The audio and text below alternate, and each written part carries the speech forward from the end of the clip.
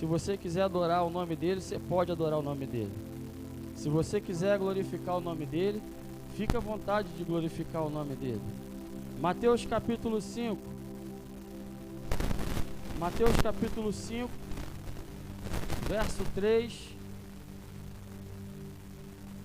a 11.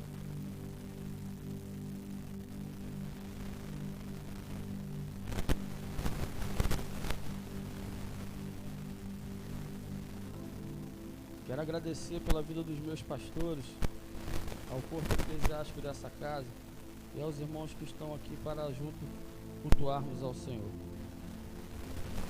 Mateus 5:3 vem dizendo assim: Bem-aventurados os pobres de espírito, porque deles é o reino dos céus. Bem-aventurados os que choram, porque eles serão consolados. Bem-aventurados os mansos, porque eles herdarão a terra. Bem-aventurados que têm fome e sede de justiça, porque eles serão fartos. Bem-aventurados os misericordiosos, porque eles alcançarão misericórdia.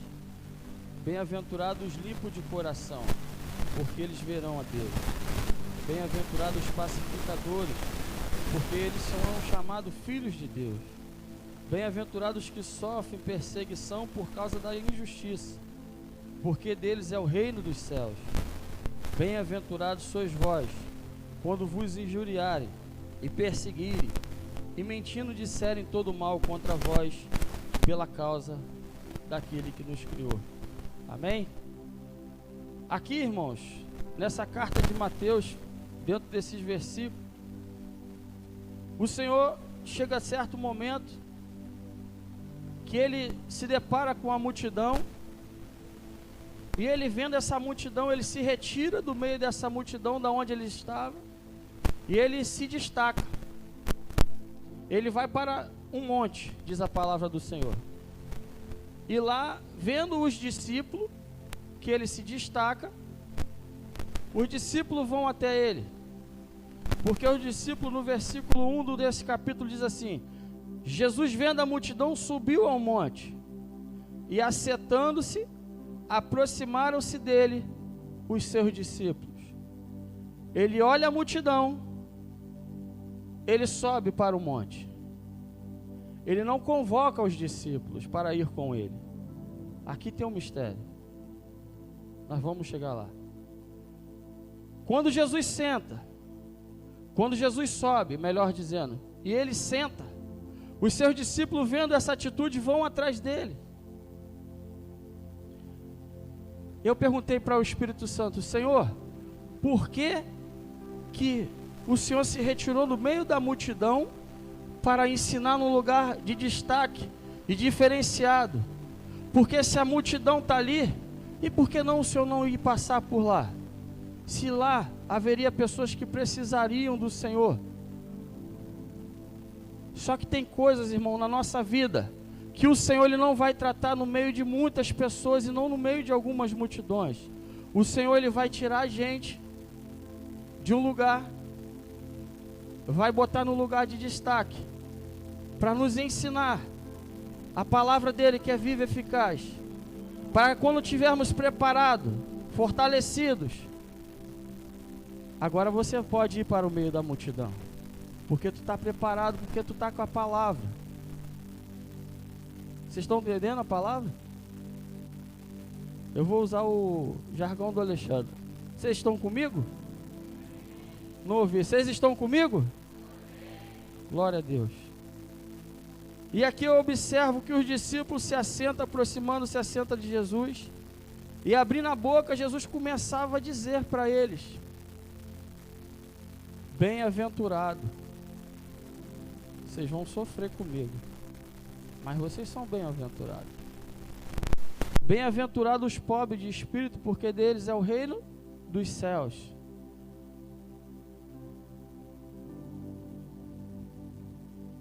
Bem-aventurados os que choram, porque eles serão consolados.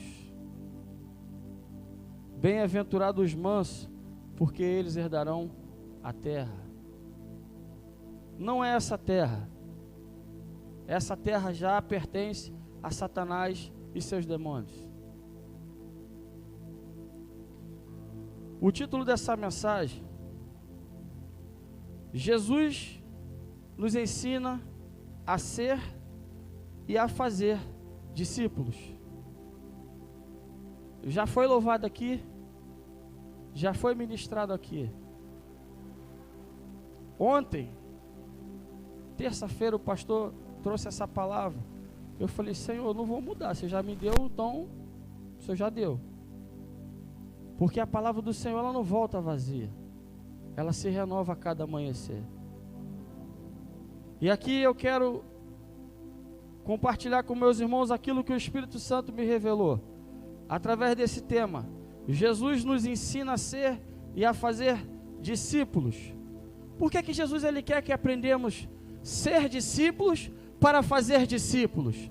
Porque essa é a nossa vocação: ser discípulos e fazer discípulos. Nós não viemos a essa terra para qualquer outro objetivo a não ser ide e pregai o Evangelho. Nós desejamos coisas, nós anseiamos por coisas palpáveis, e não é pecado, mas devemos buscar em primeiro lugar o reino dos céus, a sua justiça, e as demais coisas serão acrescentadas.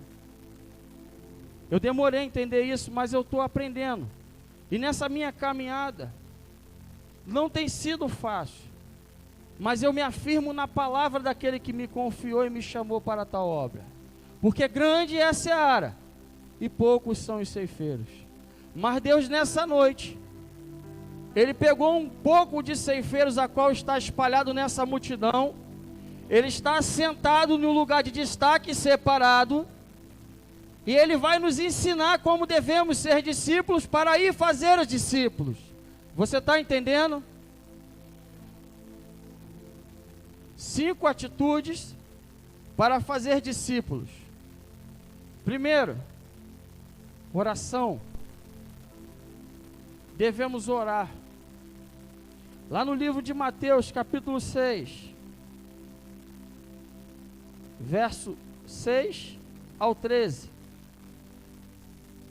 Mas tu, quando os orares, entra no teu aposento, fecha a tua porta, e ora ao teu pai que vê o que está oculto, e teu pai que vê o que está oculto te recompensará. E orando não useis em vãs repetições, como os gentios, que pensam que por muito falarem serão ouvidos. Não vos assemelheis, pois, a eles, porque vosso Pai sabe o que vos é necessário, antes de vos pedir.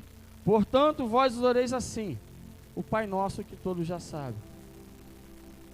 Devemos entrar em oculto, devemos nos separar, devemos tomar uma atitude, porque a primeira atitude, o Filho de Deus, Ele já tomou pela humanidade.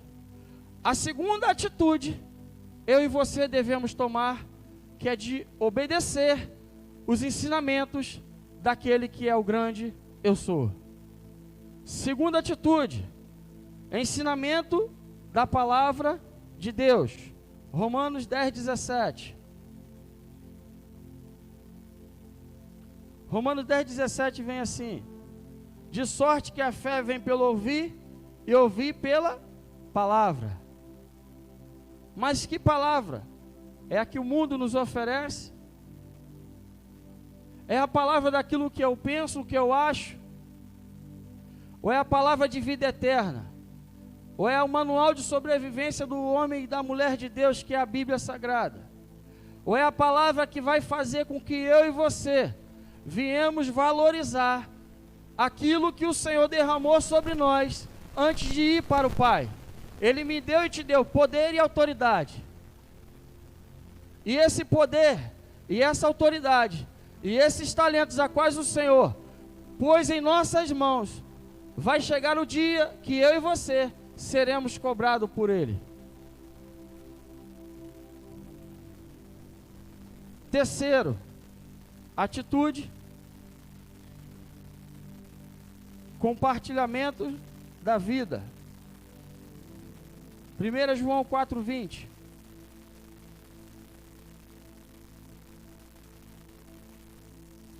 1 João, capítulo 4, verso 20.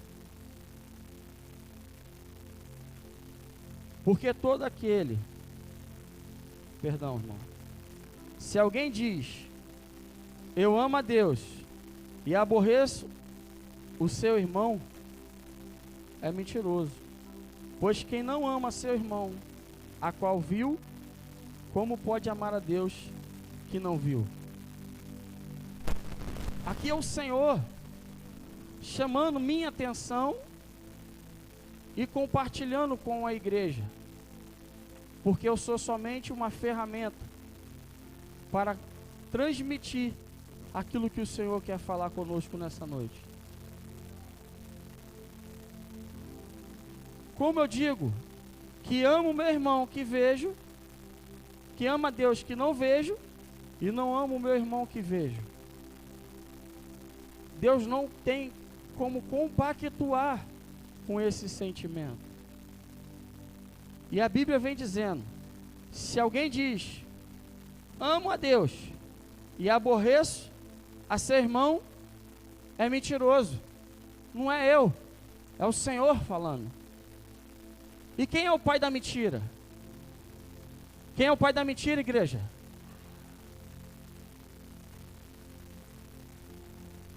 Precisamos melhorar. Precisamos rever os nossos conceitos. Amo a Deus e não vejo. Vejo meu irmão, esse me aborrece. O profeta Abacuque disse, por se aumentar a iniquidade sobre a face da terra, o amor de muitos se esfriaria. Devemos buscar o reino de Deus, a sua justiça, e as demais coisas vos serão acrescentadas. Tem muitas pessoas invertendo. A chave está virando ao contrário. A chave do céu não é carro, a chave do céu não é casa, a chave do céu não é ouro, não é dinheiro, a chave do céu não é projetos financeiros nessa terra. A chave do céu é renúncia. A chave do céu é Mateus capítulo 5, versículo 3 em diante.